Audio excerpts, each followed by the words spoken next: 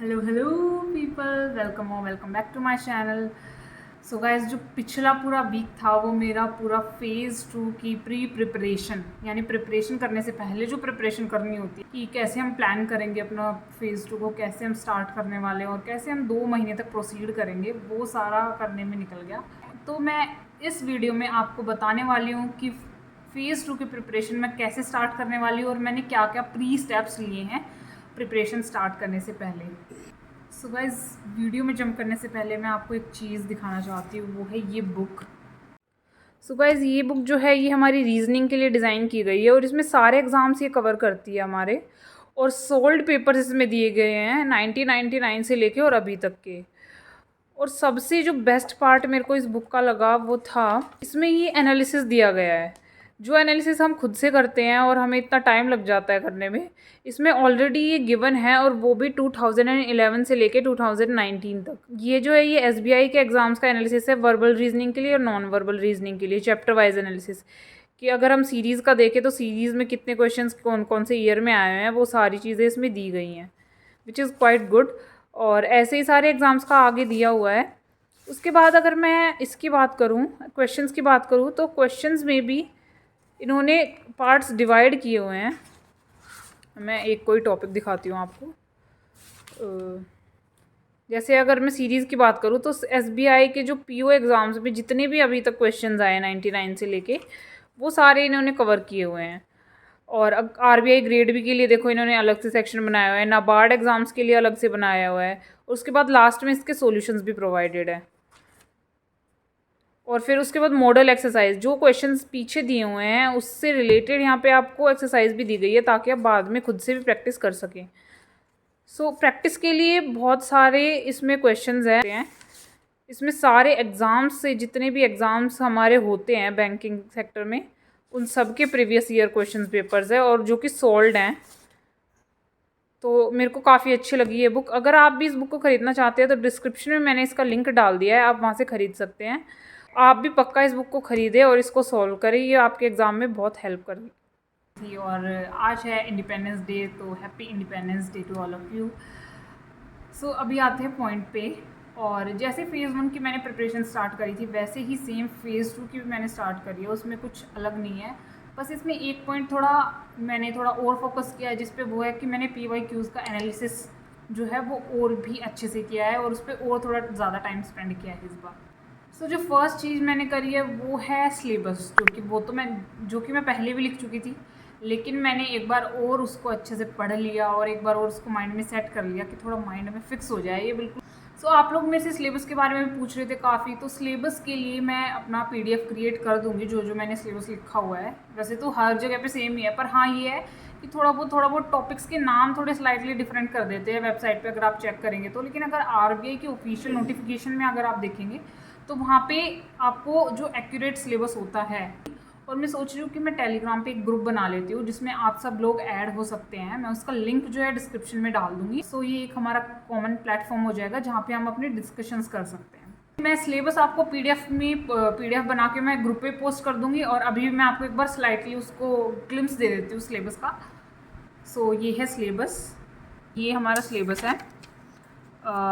यहाँ से मैंने लिखा हुआ है फ़ेज़ 2 का सिलेबस, और ये ESI के लिए, ये इंग्लिश डिस्क्रिप्टिव, फाइनेंस मैनेजमेंट, और ये उसका पैटर्न है। उसके बाद फिर से मैंने उसको सब टॉपिक्स में डिवाइड करके यहाँ लिखा हुआ है ESI के सिलेबस को मैंने और थोड़ा इलेबोरेट करके और थोड़े सब पॉइंट्स में डिवाइड करके लिखा हुआ है। ये कुछ ज़्यादा ही इलेबोरेटेड है, मतलब एक एक सब पॉइंट, एक एक सब कुछ मैंने इसमें डिवाइड किया हुआ है।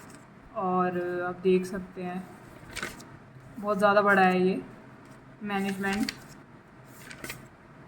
फिर से ये मैनेजमेंट यहाँ पे ख़त्म हो गया, और ये बिल्कुल ही शॉर्ट वाला जो होता है क्रक्स, वो है ESI का एंड मैनेजमेंट का। फाइनेंस का अभी मैंने इसमें लिखा नहीं है। सो ये था सिलेबस। और सिलेबस के बाद आपको भी मैं रिकमेंड करूँगी आप 3-4 बार अच्छे से सिलेबस को लिख लें, और एकदम एक एक टॉपिक को अपने माइंड में सेट कर लें कि आपको पता हो कि हमारे सिलेबस में ये है और ये नहीं है, ताकि आप जो सिलेबस के बाहर वाला जो एरिया है उसमें ना ही जाएँ, और ना ही जो सिलेबस वाला एरिया है उसको छोड़ें।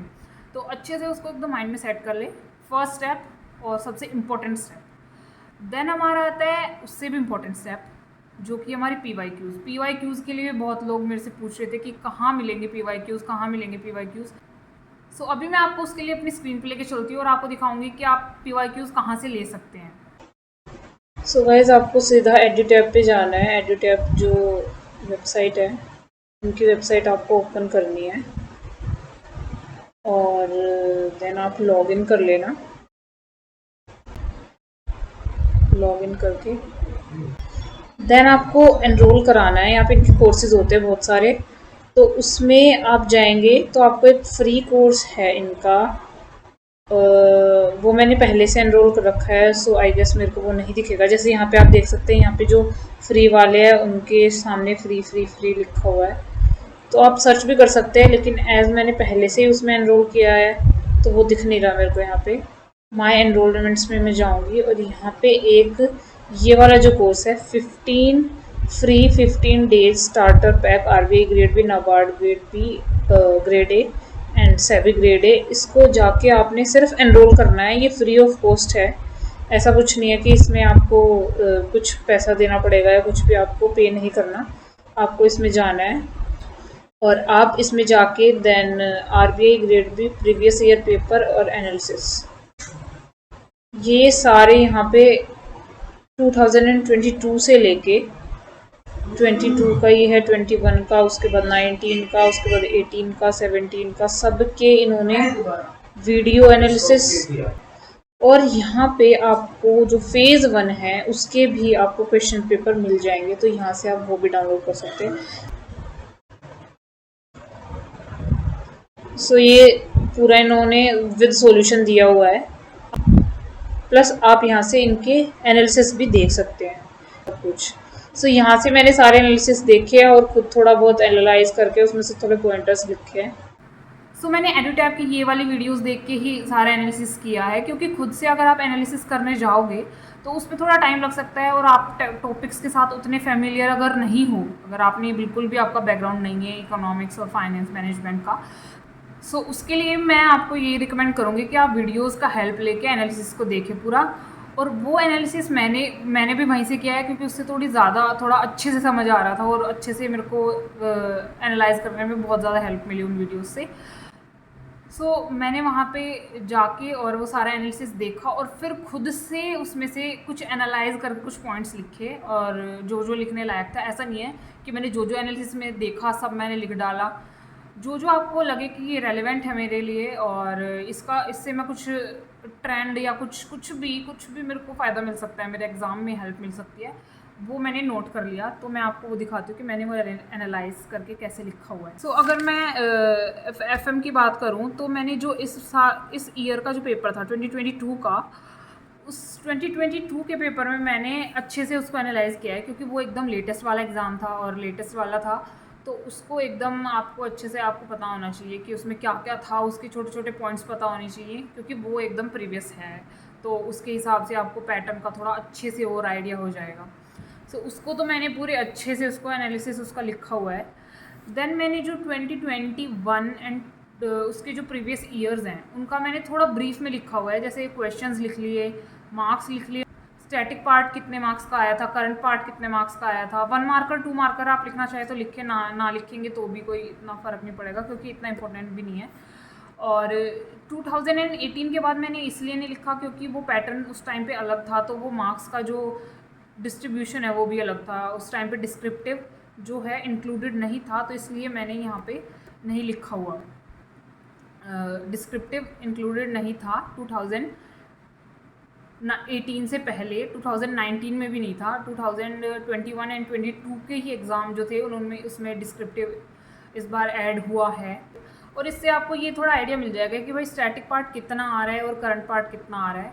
जो कि फाइनेंस की अगर मैं बात करूँ तो ऑलमोस्ट 60% मैं कह सकती हूँ स्टैटिक पार्ट आता है एंड 40% हमारा करंट पार्ट आता है फाइनेंस में, अगर मैं अप्रोक्स लेके चलूँ थोड़ा एवरेज। उसके बाद मैंने क्या किया, उसके बाद मैंने की टेक अवेज लिखे हुए हैं। की लाइक एनालिसिस में आपको जो है, अब अगर आप देखेंगे तो आपको पता चल जाएगा कि उसमें बताया हुआ है कि हमारी जो RBI नोटिफिकेशंस है वो कितने इंपॉर्टेंट है, RBI के FAQs कितने इंपॉर्टेंट है, और कितना पार्ट स्टैटिक का आ रहा है, कितना पार्ट हमारा करंट का आ रहा है। तो आप उन सारी चीज़ों को पॉइंटर्स में नोट डाउन कर सकते हैं ताकि आपको मतलब लाइक भूले ना वो चीज़ें, और उन चीज़ों पे आपका हमेशा दिमाग रहे कि हाँ मेरे को इन चीज़ों पे भी उतना ही टाइम देना है जितना मैं स्टैटिक पार्ट को दे दूँ। जैसे कि ऑलमोस्ट इक्वल एवरेज आती है करंट और स्टैटिक्स की, न्यूमेरिकल्स कुछ ईयर से नहीं आ रहे हैं तो उसके बहुत कम चांसेस हैं आने के, और स्टैटिक हमारा इजी आता है। और आरबीआई की जो नोटिफिकेशंस है वो ऑलमोस्ट हमें 6 महीने के एटलीस्ट तो करने ही हैं, और जो करंट अफेयर्स है वो भी हमें ऑलमोस्ट 6 महीने के करने ही हैं। ऊपर जो मैंने ये लिखे हुए हैं ये टॉपिक्स हैं जो कि रिपीटेड है, जो कि मतलब हर ईयर आते ही हैं और जिनकी वेटेज थोड़ी ज़्यादा है। सो यहाँ पे मैंने टॉपिक्स लिखे हुए हैं वो वाले, इनको मैं मार्क करूँगी अपनी जो वो है जो टाइम टेबल है उसमें मैं इनको हाईलाइट करूँगी, अभी मैंने किया नहीं है। और मैनेजमेंट में भी सेम मैंने उनका जो वो है मेन पॉइंटर्स में लिख लिया है कि भैया एप्लीकेशन बेस्ड क्वेश्चंस जो हैं अब वो थोड़े ज़्यादा आ रहे हैं अब, और question related to current affairs वो सारे पॉइंटर्स मैंने लिखे हैं। अभी मैं इसमें और थोड़ा मेरे को कुछ अगर मेरे को प्रैक्टिस करते टाइम या मैं पढ़ते टाइम मेरे को जो समझ आएगा मैं इसमें ऐड करती जाऊँगी, इसलिए मैं थोड़ा स्पेस इनके नीचे छोड़ रखा है। और देन अगर मैं ईएसआई के पेपर की बात करूँ तो ईएसआई में सब जानते हैं कि ऑलमोस्ट 20% हमारा स्टैटिक पार्ट आता है, बाकी जो 80 पार्ट है वो हमारा करंट का होता है। सो उसमें भी करंट में भी 3-4 कंपोनेंट्स हैं जिस पे हमें ज़्यादा ध्यान देना होता है, और इकोनॉमिक्स का पार्ट ज़्यादा होता है as compare to social issues.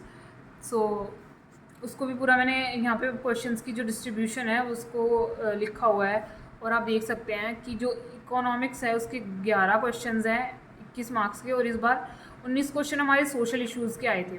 यानी यहाँ पे जो ट्रेंड है वो उल्टा हो गया था, तो हमें बिल्कुल भी ट्रेंड पे ऐसा नहीं है कि हम बिल्कुल ट्रेंड को ही फॉलो कर रहे हैं और उसके अलावा हमने कुछ किया ही नहीं है।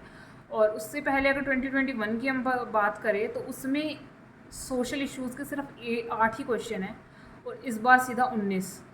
सो ये अगर इसको हम कंपेयर करें तो पूरा ट्रेंड रिवर्स हो गया है इस साल। सो हम ऐसा भी नहीं है कि बिल्कुल ही अपने उस पर हम ये सोच के चल रहे हैं कि भैया सोशल इश्यूज़ आते ही नहीं, इतना क्वेश्चंस नहीं आते उसके तो उसको छोड़ ही दो या फिर उसको उतना ध्यान नहीं देना। करना सबको इक्वली इम्पोर्टेंस देनी है, लेकिन हमें प्रायोरिटी लिस्ट अपनी बना लेनी है कि भाई इसको मैंने ज़्यादा टाइम देना है, इसको थोड़ा कम टाइम देना है। करना सब कुछ है, लेकिन इस तरीके से अपना डिस्ट्रीब्यूशन कर लिया है। उसके बाद जो इस साल का मैंने करंट अफेयर्स का डिस्ट्रीब्यूशन था वो भी लिखा हुआ है कि किस महीने के करंट अफेयर्स सबसे ज़्यादा आए हैं, और जो जनरल करंट अफेयर्स होते हैं ईएसआई के वो 14 मार्क्स के थे, रिपोर्ट्स जो हैं वो 6 मार्क्स की थी, और गवर्नमेंट स्कीम 30 मार्क्स की थी। सो इससे हमें पता चलता है कि गवर्नमेंट स्कीम्स का बहुत ज़्यादा कंट्रीब्यूशन होता है हमारा ईएसआई में। सो गवर्नमेंट स्कीम जो है उनको हमें ज़्यादा प्रायोरिटी देनी है, और उसके अकॉर्डिंगली मैंने यहाँ पे थोड़े पॉइंटर्स लिख लिए हैं कि भाई कहाँ से क्वेश्चन ज़्यादा आ रहे हैं और क्या एरिया मेरे को ज़्यादा अच्छे से करना है और किस पे ज़्यादा ध्यान देना है। तो ये मैंने अपना पूरा दिखा दिया है आपको कि मैंने कैसे एनालिसिस किया है। होप आपको अच्छा लगा होगा और आप भी इसको एनालाइज कर सकते हैं एग्ज़ाम मतलब लाइक प्रीवियस ईयर पेपर्स को। इस वीक से मैं स्टार्ट करने वाली हूँ अपना फेज़ 2 की पूरी प्रिपरेशन। और एक और चीज़ मैं आपको बता देती हूँ कि मैं जीए जो है वो जीए मैं 6 महीने की तो ऑलमोस्ट अच्छे से करूँगी, लेकिन इस वीक से मैं अपनी जीए भी लाइक वीक में 2 दिन या फिर ऐसा कर सकती हूँ कि वीकली में जो कंपाइलेशंस होती है उनको मैं स्टार्ट कर दूँगी। So that's it for this video. If you like then please do like and comment and subscribe to my channel. Bye. See you in the next one.